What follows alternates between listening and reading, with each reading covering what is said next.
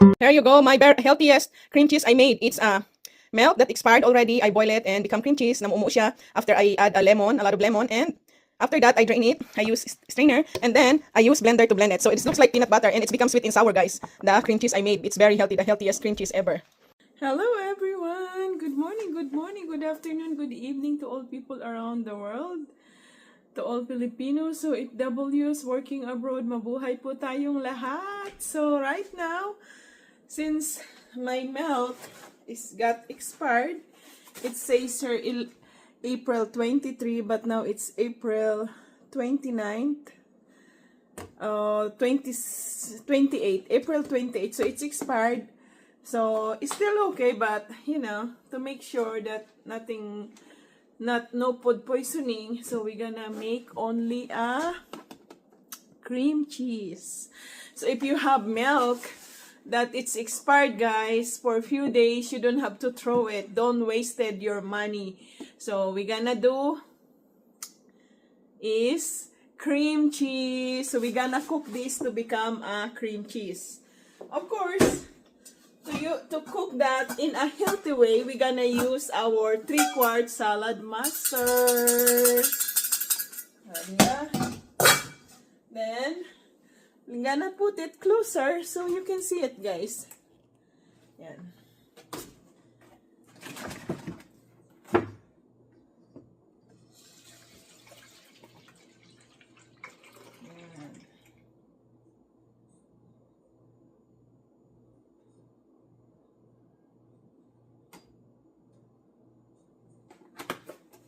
So I still have some more here.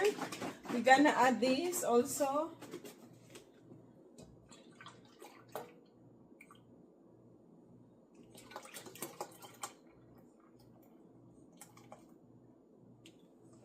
And turn it to the medium heat, guys. So medium heat for cooking the milk to become a cream cheese.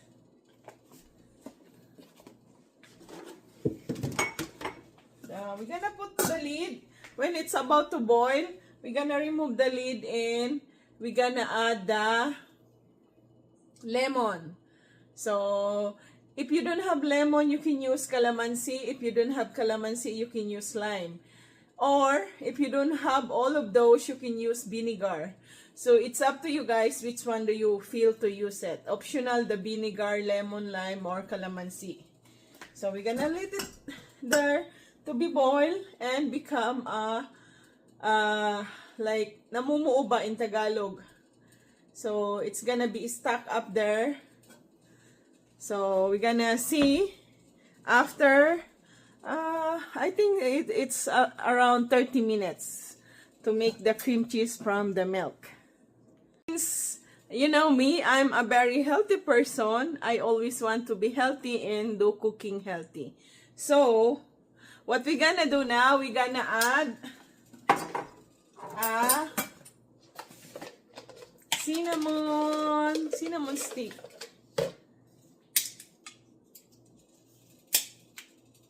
And then clove.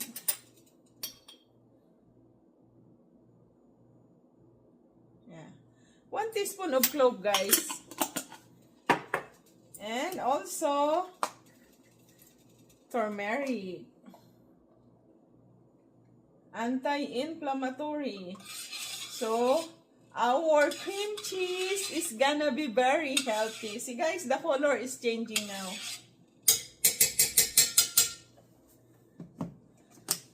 So again, the ingredients that I added to milk: cloves, turmeric, and cinnamon. So it's gonna be taste good and healthy. And then when I make a cream cheese, we're gonna use blender and we're gonna add a honey, unpasteurized honey, to make it more healthier. So that's how I do. I want to be healthy and I cook healthy.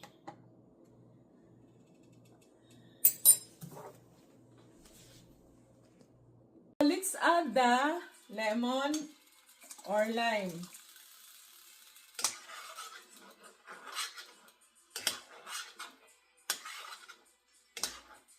See guys, right after I putting lime, namumuo na siya, oh. Ganyan kaganda, oh. Bigla siyang namumuo. Na it separated the liquid to the milk, oh. Galing, oh. It's only seconds after I put the lime or the lemon. It's become like that. So make it boil. So after 30 minutes, let's check out. Oh wow. Look at that, guys. It's really, see, I'm gonna show you. So it settled down already, the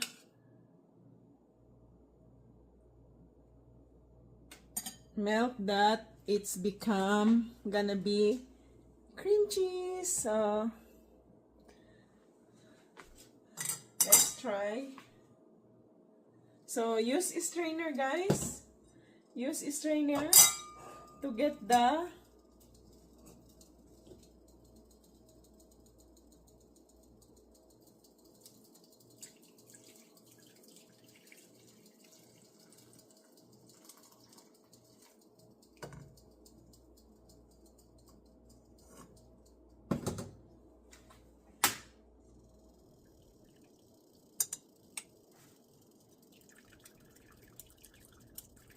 we're gonna remove the excess liquid on it.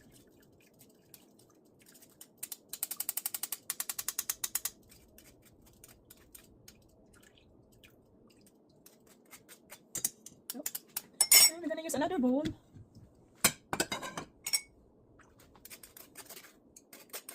So our cream cheese is gonna be yellow color because I'm gonna throw this already, guys. Because of I want to be healthy, I add the turmeric. That's why it's become yellowish color.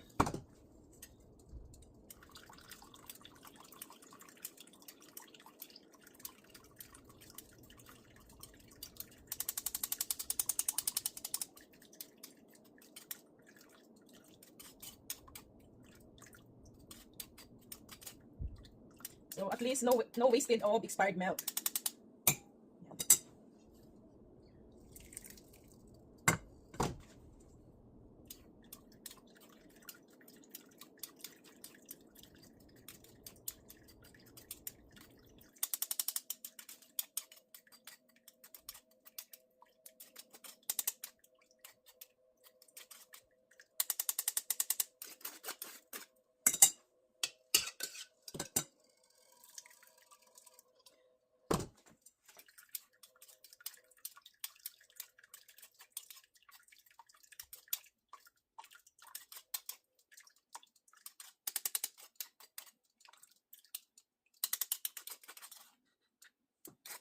Why I removing excess water, guys? Because excess water is gonna make it, shorter shelf life. That's why we remove the excess water on it or excess liquid from the milk that we make a cream cheese.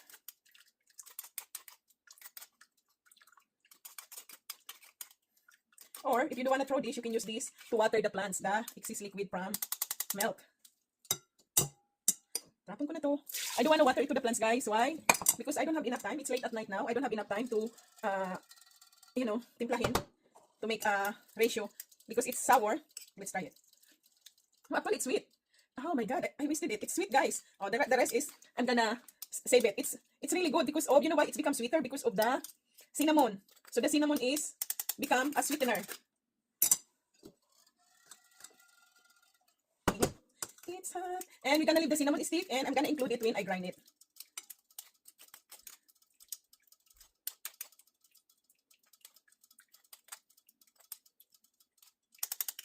I'm gonna drink this liquid. It's really nutritious, guys, because of the cloves, cinnamon, and turmeric.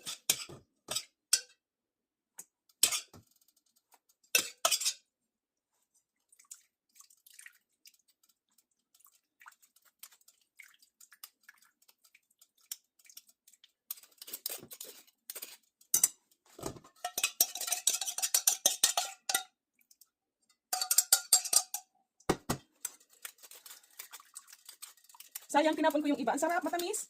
I didn't know that it's gonna be sweet because of cinnamon. And it tastes like a juice or tea. Turmeric tea with cinnamon. I'm gonna drink this. Sayang, tinapon ko marami yung natapon ko, guys. Marami kasi itong nutrients eh. Dapat pala di ko tinapon eh. Kung alam kong matamis talaga siya. This is my first time, guys. I'm gonna make a cream cheese.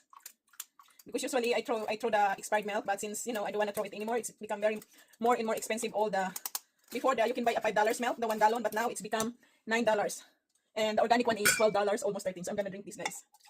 Sayang kasi pag itapon very healthy naman yung ano nito kasi may lemon siya in lime and then turmeric, cloves and cinnamon. Maasim-asim na matamis-tamis, ang sarap. Parang suka na may asukal. Kahit expired na yung milk, guys. Pinakuluan naman na eh. So, okay na siya. Sarap. Naubos ko yung isang baso. So, now, we're gonna make this. We're gonna put this in a blender. And we're gonna mix with honey. So, we can have a nice, sweeter cream cheese. So, I'm putting it now, guys, in the blender.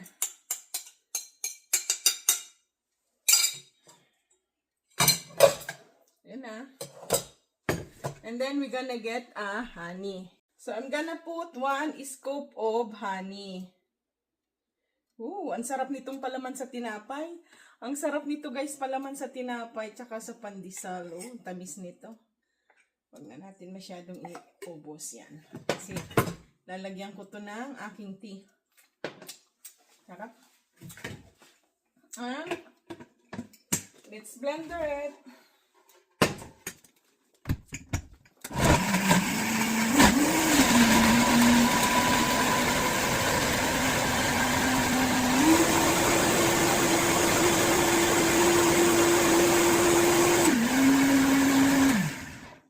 There you go, guys. My.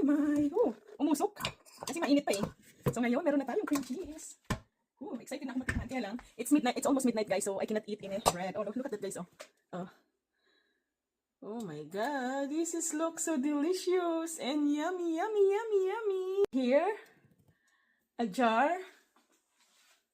Let's try it. Pour in the jar.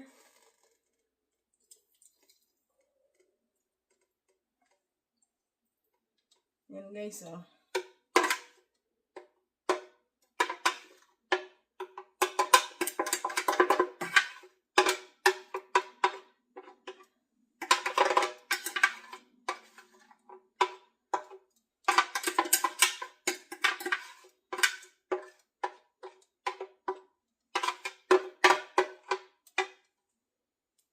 Tikman natin. Sarap sana kuskusan to ng tinapay, oh. Oh my God. Oh my God, this is so good.